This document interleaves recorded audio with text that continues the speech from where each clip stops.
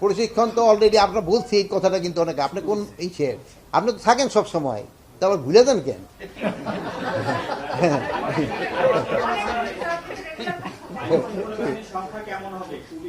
আমরা তো বলছি যে আইন শৃঙ্খলা বাহিনীর সংখ্যা প্রায় টোটাল মিলে আমরা কত, প্রায় 8 থেকে 8 লাখের মতো প্রায় থাকবে, সব মিলে প্রায় এক আনসারের থেকে শুরু করে সব সব সব মিলে প্রায় 8 লাখের মতো। যারা ইলেকশন ডিউটি করবে সবারই তো প্রশিক্ষণ দিতে 8 হবে, লাখ লোকেরই প্রশিক্ষণ লাগবে। সবারই প্রশিক্ষণ লাগবে।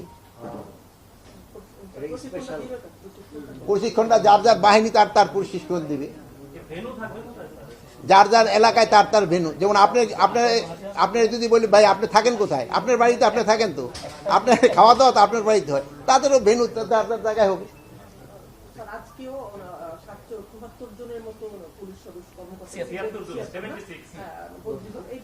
এই বদলি এটি হলো নর্মাল, বদলি হইতেই থাকবে, নর্মাল, এটা রুটিন হইতেই থাকবে, রুটিনটা হইতেই থাকবে। আর ঠিক আছে, আপনারা যে ইনিশিয়েটিভ নিচ্ছেন ডিফারেন্ট এবং আশা করছেন সুষ্ঠু নির্বাচনের ক্ষেত্রে, তারপরেও যদি পুলিশের পক্ষপাতিত্বের অভিযোগ বা ভোট কারচুপির সাথে কোনো সংশ্লিষ্টতার আসে, আগে থেকে কি সতর্কতা থাকবে বা কি নির্দেশনা থাকবে? এটার ক্ষেত্রে আপনারা কি সতর্কতা নিতে বলেন?